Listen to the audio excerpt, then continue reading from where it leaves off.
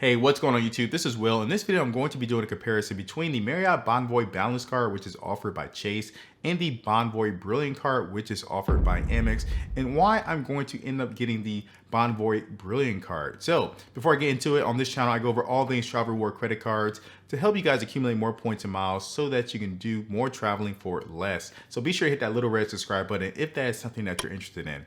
Now, I've had the Marriott Bonvoy Boundless card, which is offered by Chase, for about a year and a half now, before it was even called the Marriott Bonvoy Boundless card. So I've had it for a while now, and I've gotten plenty of good value with it, with the sign-up bonus plus the free night. But I do think I can do a little bit better in terms of value with the Brilliant card. So I'll be doing a comparison between the two cards and both of their benefits, and why I'm going to end up going with the Brilliant card. I did do a poll of this on my channel as well, asking, Boundless card versus the Brilliant card. And I would say the Brilliant card did win it, 45 votes. It got twice as many votes as the Boundless card, at least at the time of this video when I'm recording. But I gave you guys the option of saying neither, and 47% of you guys said that. So maybe my, things are a little bit skewed here, so I can't really rely on these results. I should not have given you guys that third option. You guys are trolls, but it's okay. I love you guys regardless. But I just thought that was pretty funny. But we'll just say Bonvoy Brilliant wins it. Now, before I get to the comparison itself, there has been some confusion as to which Marriott Bonvoy cards that you can get between both issuing banks, Chase and Amex, as well as whether or not you're eligible for the sign-up bonus. So I'm going to leave a link down in the description below to a pretty great chart put together by frequent miler that kind of helps break that down for you. But just kind of high leveling it, there's a 24-month cooldown period between when you can get a new sign-up bonus. So you don't think you'll be able to just cancel a card after a year and just get a new card and then be able to get the new sign-up bonus. You do gotta wait 24 months since you got your last sign-up bonus. And there's like a 90-day period between when you get certain cards if you have opened up another card.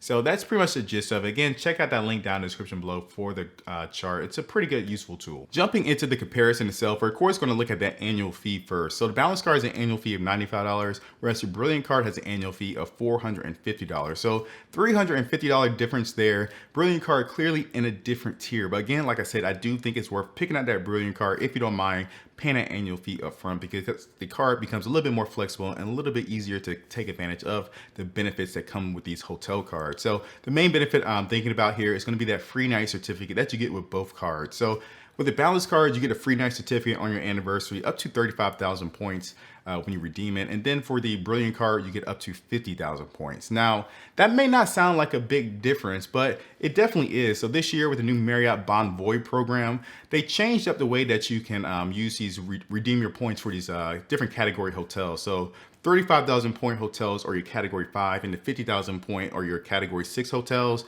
But they've introduced peak and off-peak times. So during the off-peak times, it only costs 30,000 points to redeem at those category 5 hotels. But during the peak times, it costs 40,000 points. So that kind of put me in a position where I was trying to redeem my free night certificate, which is only up to 35,000 points, into times where it was 40,000 points in order to do it. So I couldn't get the hotel at the time that I wanted it. And that was the big issue that I really ran into, and why I think it's worth upgrading to the Brilliant card. So with the Brilliant card, of course, you get up to 50,000 points. So all of those category 5 hotels, even during peak times, you can take advantage of them. But it also introduces some of those category 6 hotels. So your Ritz, your St. Regis, and some of your higher end W's and stuff like that are all category 6 hotels. So you can grab those from the standard and off-peak times and still look at those category 5 hotels if those fit your needs. So those are your Fairfield Inn, Spring Hill Suites, Courtyards, and stuff like that. So then again, this is definitely the main reason that I am upgrading to the Brilliant card. It's just that flexibility and ease of use of that free night certificate.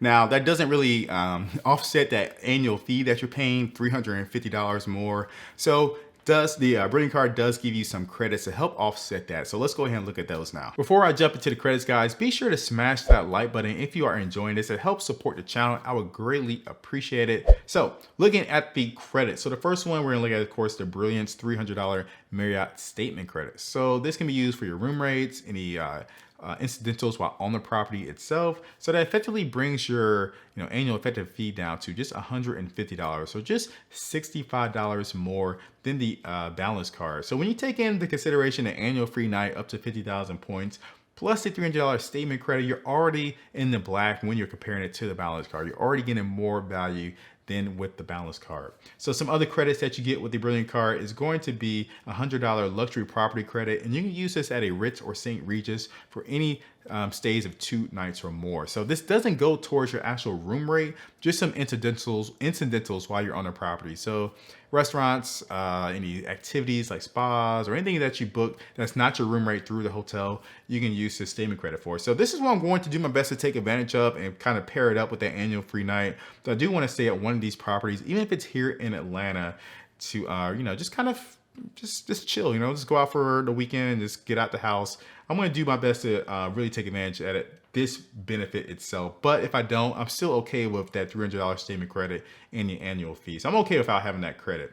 The next credit is going to be the Global Entry TSA pre-check credit. I don't care about this one because I have it on some other cards. So this one I value at 0. But yeah, that's all the credit. So in my opinion, just those benefits right there more than make up for the annual fee that you're paying when compared to the Boundless card. Next, we have some bonus categories for your spend. I don't care about any of these things because you shouldn't be putting any spend on these cards unless you're trying to hit your minimum spend. Even when you're staying at a Marriott, don't put your spend on this card. I'm going to do a video on when you should put your spend on a hotel card when you're trying to stay at a hotel. So definitely, be on the lookout for that. It should be coming pretty soon. Next benefit that we have is going to be status. So with the Boundless card, you do get silver status. So this will give you pretty much the main benefits are going to be a 10% bonus points when you stay at the hotel, plus some sort of late checkout. And they weren't too explicit as to what late checkout meant on the website. But with the Brilliant card, it's going to be a better late checkout. So with the Brilliant card, you get gold status. This will give you a 25% boost in your points when you stay at the property. Better late checkout, like I said, up to 2 p.m. if it's available. Then you get room upgrades if it's available again. And then you get enhanced internet. So you get free internet with the silver status, but with the gold status, you get free enhanced internet. So, nice to have, I guess. And then finally, we have some other perks here. And these I don't really care too much about either because I have them on other cards. But the first one is going to be that Priority Lounge membership with the Brilliant card. And this is a great benefit if you don't already have it. So maybe you just have the gold card right now and you get this card. Now you'll be able to have some airport lounge access. So airport lounge access, you get 2 guests for free. And then in addition to that, you get some 15 elite night credits on both cards. I don't care about this unless you're chasing status. That's nice to have. I can see that.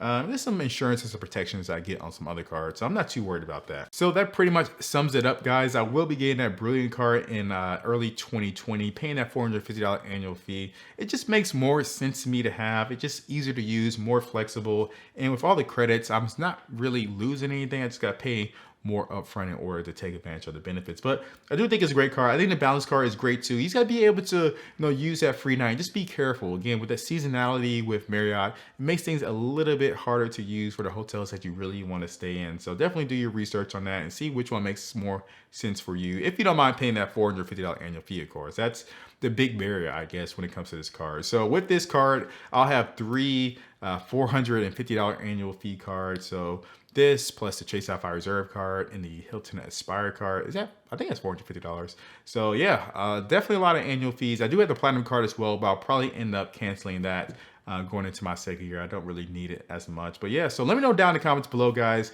if you have one of these 2 cards, if you have been able to use the free night certificate, how were you able to use it and how much value did you get out of it? I would love to know what you guys have to say. If you guys have any other suggestions or ideas or want me to do any other videos comparing cards like this, let me know down in the comments below as well, and I'll definitely look into doing that. But thanks for watching, guys. Be sure to smash that like button and subscribe for more videos, and I will catch you guys next time. Peace.